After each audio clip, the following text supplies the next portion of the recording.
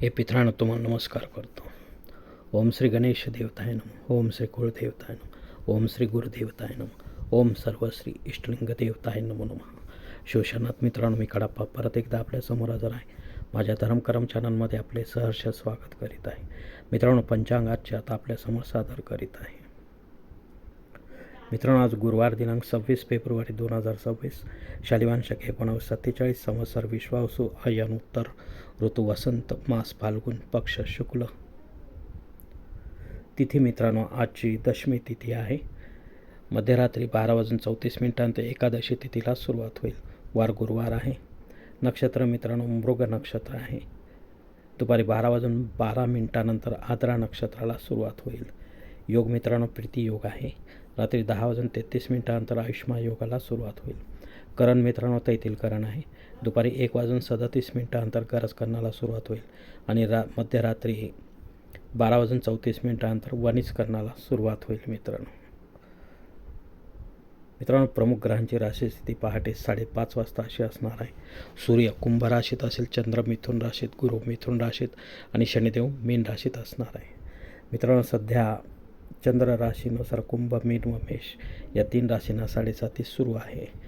या 7:30चा त्रास जातकांना होत असेल तर त्यांनी कृपया आपल्या जन्मकुंडलीसह ज्योतिषाकडे जाऊन आपल्या जन्मकुंडलीतील शनिदेवतेची पोझिशन तपासून घ्यावी. ती जर अशुभ स्थितीत असेल तर आपल्याला शनिदेवतेची धार्मिक सेवा करावी लागणार आहे. शुभ स्थिती असता काही करण्याची गरज राहणार नाही. मित्रांनो मुंबई भागातील सूर्योदय असतं याप्रमाणे आहे. सूर्योदय सकाळी 7:01 असेल तर सूर्यास्त सायंकाळी 6:42 असणार आहे. मित्रांनो गोचर ग्रहांची सद्यस्थितीसुद्धा जाणून घेऊया. असंगत ग्रहांमध्ये मंगळ ग्रह 10 नोव्हेंबर 2025 पासून असंगत झालेला आहे. तर वक्री ग्रहांमध्ये गुरु ग्रह हा 11 नोव्हेंबर 2025 पासून वक्री झालेला आहे.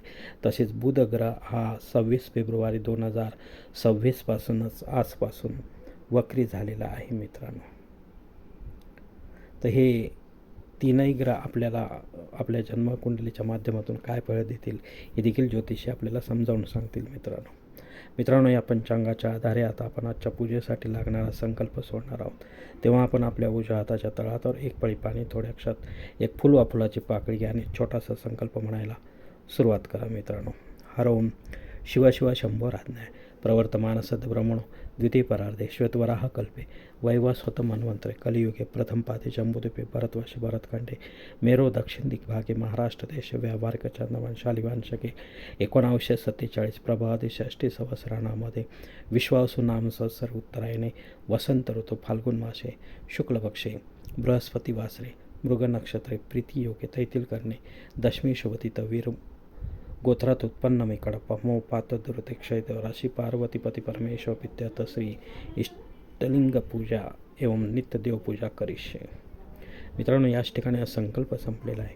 तेव्हा आपण आपल्या उजव्या हाताच्या तळहातोले संकल्पाचे पाणी समोरच्या निर्माल्याच्या थाळीत सोडून द्या. मित्रांनो या संकल्पाची वेळ मर्यादा दुपारी 12:12 आहे. या वेळेनंतरही आपल्याला संकल्प सोडायचा असेल कुठल्याही धार्मिक विधीच्या संपन्नतेसाठी तर कृपा करून आपण वरील बदललेला पंचांगाचा आधार घ्यायचा आहे. नवीन संकल्प तयार करायचा आणि त्या संकल्पात आपण करत असलेल्या धार्मिक विधीचा उल्लेख अवश्य करायचा आहे.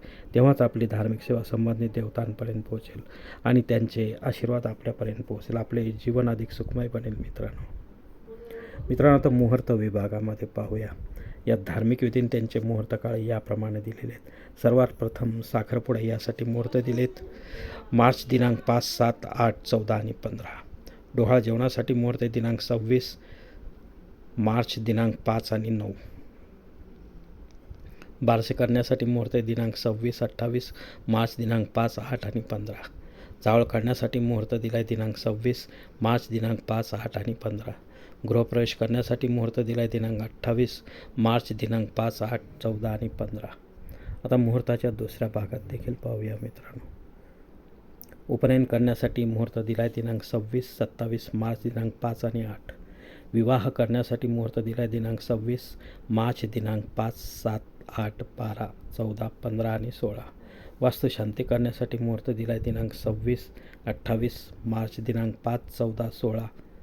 भूमिपूजन व पायाभरणी करण्यासाठी एकमेव मुहूर्त आहे मार्च दिनांक 3. मित्रांनो, देवमूर्तीची प्राणप्रतिष्ठा करण्यासाठी मुहूर्त दिला आहे दिनांक 26 मार्च, दिनांक 5, 8, 15 आणि 16. यामध्ये आपण सर्व देवी देवतांच्या मूर्तीची प्राणप्रतिष्ठा करू शकता, पण विधिवत करा, पंडिताच्या माध्यमातून करा आणि देवकाळामध्ये करा, घरी करा किंवा मंदिरात करा. पण प्राणप्रतिष्ठा झाल्यानंतर दुसऱ्या दिवसापासून या मूर्तींवर आपल्याला संबंधित देवतांचा अभिषेक घेणे गरजेचे, अन्यथा अशा प्राणप्रतिष्ठित मूर्ती देखील खंडित मानल्या जाऊन त्यांचे विसर्जन करावे लागते मित्रांनो. तेव्हा गरज असेल तरच आपण देवमूर्तीची प्राणप्रतिष्ठा करून आपल्या देवघरात ठेवा, अन्यथा करू नये मित्रांनो. वरील काही मुहूर्तांच्या तारखेत वेळेची मर्यादा देखील असू शकते. कृपया ती जाणून घेण्यासाठी आपण मला कॉमेंट्स बॉक्समध्ये विचारावं किंवा योग्य पुरोहितास वा पंचांगधारकास संपर्क साधावा आणि मगच आपल्या जन्मकुंडलीनुसार आपल्यासाठी योग्य असा मुहूर्त निवडावा, जेणेकरून आपल्या मुहूर्तामध्ये कोणत्याही प्रकारची बाधा उत्पन्न होणार नाही, मुहूर्ताचे पूर्णपणे फळ आपल्याला प्राप्त होईल मित्रांनो. आणि असा मुहूर्त जर आपल्याला मिळत नसेल तर मग मात्र आपण स्वतःहून किंवा पंडिताच्या माध्यमातून यापेक्षा वेगळा काही मुहूर्त निर्माण करण्याचा प्रयत्न करू नका, कारण मुळात तो मुहूर्तच नसल्यामुळे त्याचा आपल्याला काही एक उपयोग होणार नाही मित्रांनो. आता पंचांगात इतर काही महत्त्वाची जी माहिती ती पाहूया. पंचांग शुद्धी मित्रांनो दुपारी 12 आहे, त्यानंतर नाही मित्रांनो. दिनविशेषमध्ये दशमी श्राद्ध कर्म आहे. या तिथीवर आपल्याशी संबंधित नात्यांमध्ये कोणी आपल्याला सोडून परलोकात निघून गेले असतील तर त्यांच्या नावाने आपल्याला पिंडदानयुक्त किंवा पिंडदान रहित असे श्राद्धकर्म करणं गरजेचे आहे. घरी करा किंवा तीर्थक्षेत्री करा, पण विधिवत करा, पंडिताच्या माध्यमातून करा आणि अपराह्न काळातच करा. तेव्हाच आपली पितरसेवा आपल्या पितरांपर्यंत पोहोचेल आणि त्यांचे आशीर्वाद आपल्यापर्यंत पोहोचेल. आपले जीवन अधिक सुखमय बनेल मित्रांनो. दुपारी 12 मृत्यूयोग आहे. या वेळेपर्यंत जे काही बालक जन्म घेतील त्यांची जननशांती त्यांच्या निवासस्थानी 12व्या दिवशी करायची आहे मित्रांनो. यानंतर मात्र आपल्याला मुहूर्त काढावं लागेल आणि पंचांग बदल की आम्ही सर्वजण विसरून जातो मित्रांनो. पण बाळाच्या जीवनात येणारे अशुभ घटनांची तीव्रता आपल्याला सहन करावी लागते मित्रांनो. त्याची तीव्रता कमी करायची असेल तर आपल्याला जननशांती करणे गरजेचे आहे मित्रांनो. अग्नी पृथ्वीवर मध्यरात्री 12:34 हजर आहे, त्यानंतर नाही. जर आपल्याला नव्याने काही होमयज्ञ या कर्मकांड सुरू करायचे असेल तर आपण अवश्य सुरू करू शकता, पण पुढे जाऊन ते जर बंद पडतील तर आपल्याला दोष लागण्याची शक्यता आहे मित्रांनो. राहुकाळ दुपारी 1:30 ते 3 वाजेपर्यंत आहे. या 1.5 तासाच्या काळात राहू अत्यंत प्रभावी असल्यामुळे तो आपल्या कामांमध्ये अडथळे निर्माण करणार मित्रांनो. तेव्हा आपण शक्यतो या वेळेमध्ये जी रेग्युलर कामे आहेत तीच करावी मित्रांनो. नवीन किंवा विशेष महत्त्वाची कामे करू नये, अन्यथा आपल्याला अपयश येण्याची शक्यता आहे. धन्यवाद मित्रांनो. आजचा हा पंचांगासंबंधीचा व्हिडिओ मी याच ठिकाणी संपत आहे. आपण जर माझ्या मताशी सहमत असाल तर कृपया माझे धर्मकरम चॅनल सबस्क्राईब करा, लाईक करा, आपले कुटुंब मित्रपरिवारासह शेअर करा. तसेच कॉमेंट्स बॉक्समध्ये आपले मत अवश्य नोंदवा आणि माझा पुढील व्हिडिओ आपल्यापर्यंत पोहोचण्यासाठी बेल बटन अवश्य दाबा. धन्यवाद मित्रांनो. पुढील भेटीपर्यंत आपण खुश राहा, आनंदी राहा, प्रसन्न राहा. हरिओम. शिवशंभो महादेव.